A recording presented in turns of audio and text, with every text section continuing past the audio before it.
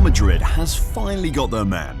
Our colleagues at Sky in Germany understand that Xabi Alonso will take over at Real Madrid and he will be in place before the Club World Cup.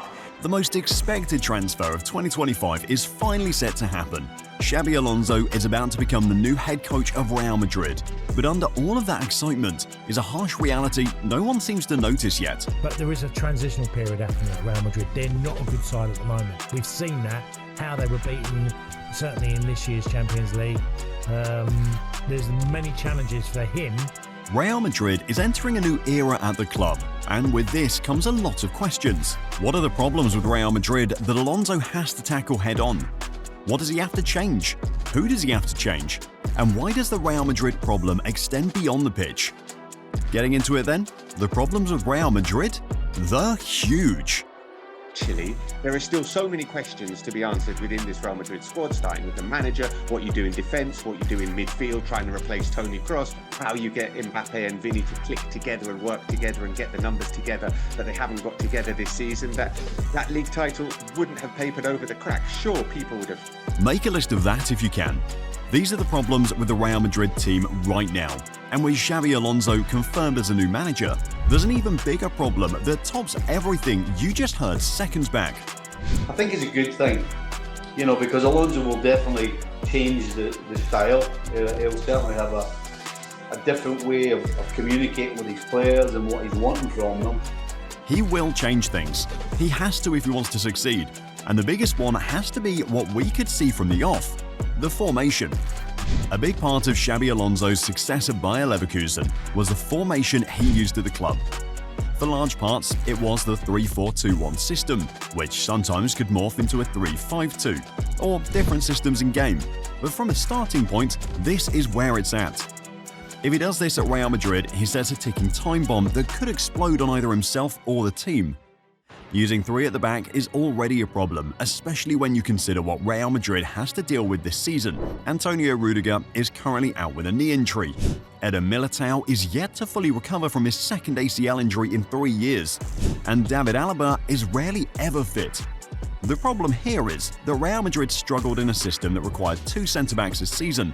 So bad that the likes of Aurelien Tchouameni and Federico Valverde, 2 midfielders, have had to play makeshift options in defence for large parts of the season. If the back 2 is on a fringe, using a back 3 poses the immediate question. Where is Alonso going to find the options? It's honestly not as easy as you'd think, especially with Real Madrid. We'd get to possible solutions soon, but this is just running through the team with what could be this new formation at Real Madrid. And on the flanks, things get pretty interesting. Wingbacks? Heck yeah! Just think back to the 2023-24 successful season Leverkusen had with Xabi Alonso. A big part of that success was the evolution of 2 players he had in the wingback roles, Alejandro Grimaldo and Jeremy Frimpong. Together, they combined for 39 goal contributions in the Bundesliga. Alejandro Grimaldo had 10 goals and 13 assists that season, and Frimpong had 9 goals and 7 assists. Crazy numbers from wingbacks, but also an idea you feel Xabi Alonso will continue with at Real Madrid. Trent Alexander-Arnold posted this on his Instagram account back in November, and the more you see it, the more you realize both of them would have known about the possibility of joining Real Madrid this season. And with Trent, the wingback role in general creates another problem. Before we get into that though, hit that subscribe button to Futbol Historia if you haven't yet for more videos like this. I mean, going forward,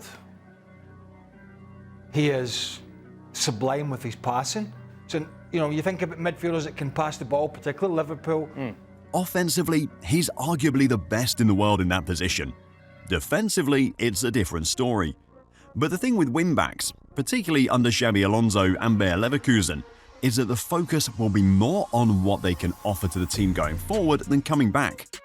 Just to clarify, this isn't to suggest that Trent won't have defensive work to do in this possible setup with Xabi Alonso. If anything, in this regard, he's an upgrade for Xabi Alonso.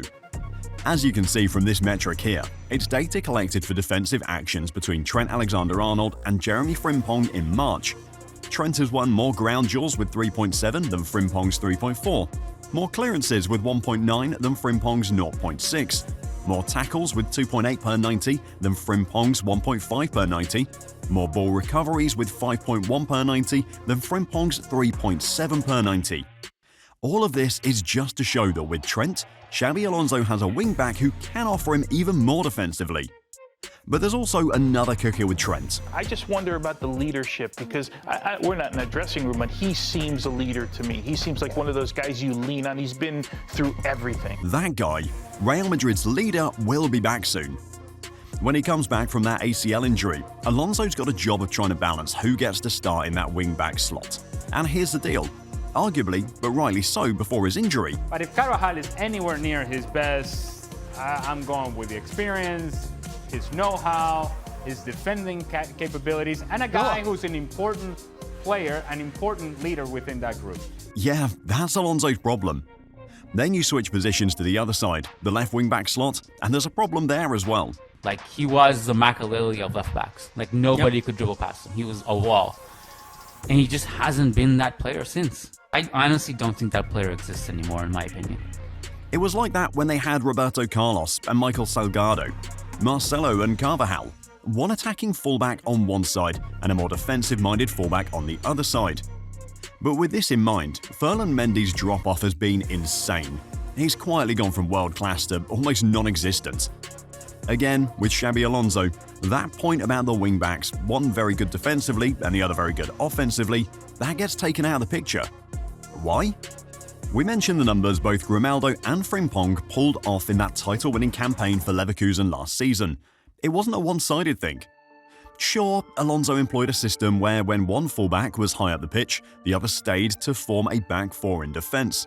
But the point here is that both wing-backs in Alonso's system have to be productive both defensively and offensively. And in that left wing-back slot, none of the options seem like they can.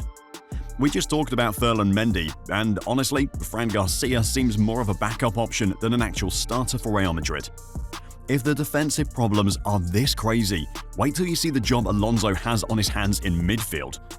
For a start, he has to address a big problem. I mean, for me, the biggest problem here is Toni Kroos not being there anymore. Really, I don't think he would solve everything, but certainly he would bring so much. This has been talked about for large parts of the season. The Toni Kroos problem. The fact that Real Madrid doesn't have a player who can control the tempo of games in the same way Kroos did, or something close to it. Could see an idea with Dani Ceballos, but that didn't look like a long-term fix. Xabi Alonso must know he has to find a fix to that problem, or else it could be a continuation of the problems we've seen with Real Madrid in midfield and how the team has lacked a balance. But in trying to find the solution to that problem, it could very well create another one.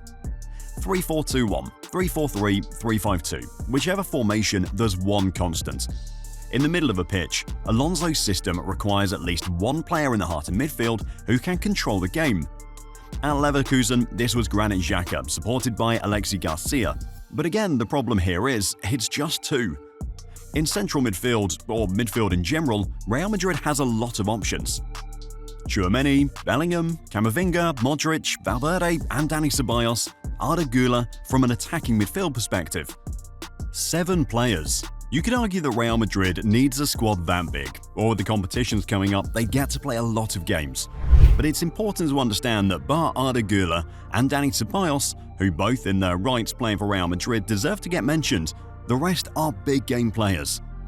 Alonso will have a decision on his hands trying to figure out which two would be the starting duo, the potential duo or trio to replace them.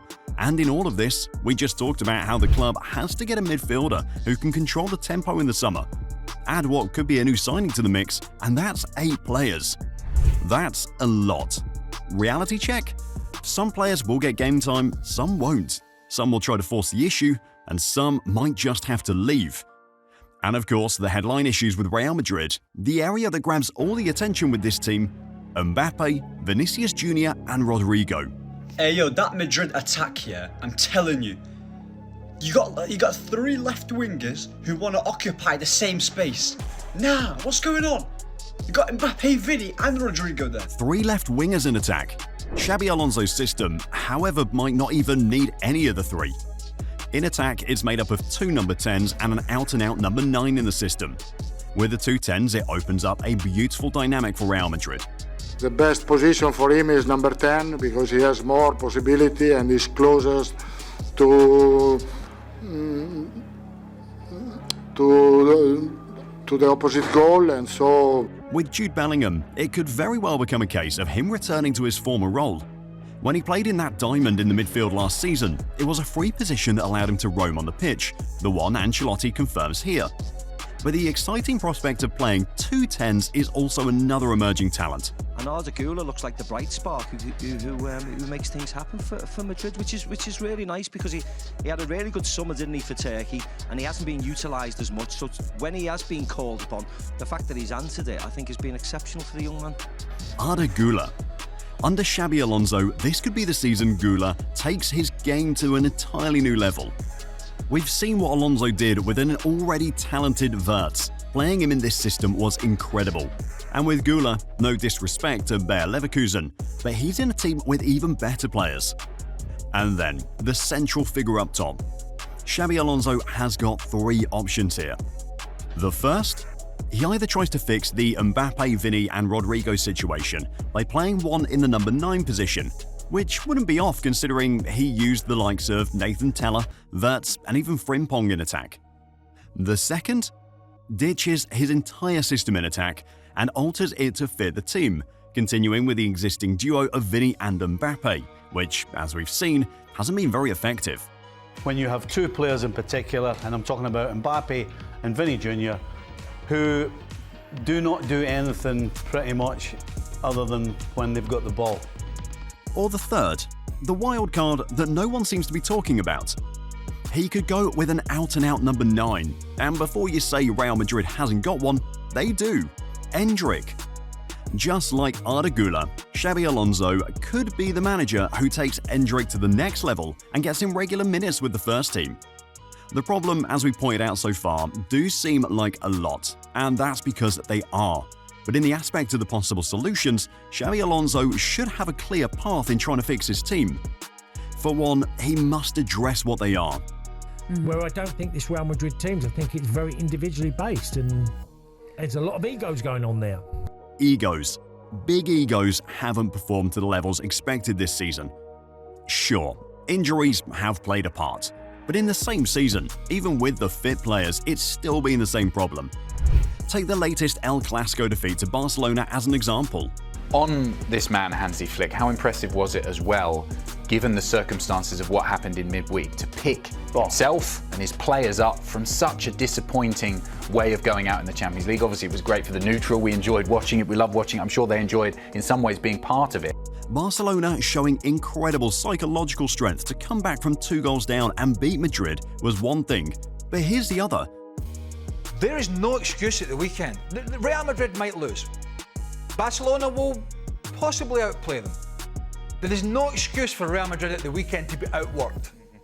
Outworked by a Barcelona team that were out on their feet tonight. They gave every ounce of blood. Real Madrid versus Barcelona? They were outworked. Barcelona had more recoveries in total with 45 to Real Madrid's 37 and kept the ball more. I mean, this was a Barcelona team that played 120 minutes against Inter Milan days back. Real Madrid had the extra days off to watch and take notes, and yet they got outworked. That's the mentality Xabi Alonso has to fix on this team. That's the first problem. He needs to build a team that works hard and doesn't just rely on individual moments to win games. The second, Xabi Alonso will need full control of the managerial duties of the club. What happened to Carlo Ancelotti can't happen to him again. We've talked about it already this season, how Mbappe joining Real Madrid wasn't Ancelotti's idea, but Florentino Perez's idea. The members of the Real Madrid board and the president cannot influence decisions that happen on the pitch. That's the manager's job. In the same light, Xabi Alonso will need to be bold too. It's clear he's going to come into this team with a tactical plan, when he needs to call out players regardless of their status over working hard for the team or a lack of effort. He has to. You sometimes feel like this was the problem with Ancelotti, the fact that he was a player's manager who let the players do their thing and gave them a free hand. For all the talk about how the 3-4-2-1 formation worked magic for Alonso at Leverkusen, it didn't mean that was the only tactical setup he lived by. He used the 3-4-3, or its variant, the 3-4-2-1, 27 times this season. but he's set his team up in a 3-5-2 system 8 times, used the 4-2-3-1 5 times this season, the 4-4-2 and 4-5-1 in 3 games, the 4-4-1-1 in 2 games as well. So there is a big possibility, in fact, that Alonso might end up coming with a custom tactic he builds specifically for this Real Madrid team. That finds a way to fit in the excess midfielders they've got, get the wingers at the team into the system as well. There's been a lot of talk that despite his incredible start to life as a manager with Leverkusen, Xabi Alonso might be relatively inexperienced coaching a club like Real Madrid. In that regard, while there is some degree of truth in this statement, it's also worth pointing out that just 11 years back, Alonso himself was a player in this same environment. He's no stranger to Real Madrid, the club, the fans and the setting, so it shouldn't faze him. Yes, it's a new experience of the manager, but at the same time he's won the Champions League and La Liga with this club, won the Copa del Rey too. Xabi Alonso knows what it means to win with Real Madrid. He's equally made his mark with Leverkusen, the same way over in England, where a bold Dutchman has conquered the odds to win the big one. Arne Slot coached Liverpool to winning the Premier League in his first season of the club. Incredible! Want to find out how? Well, click the next video to find out how Arne Slot made history this season.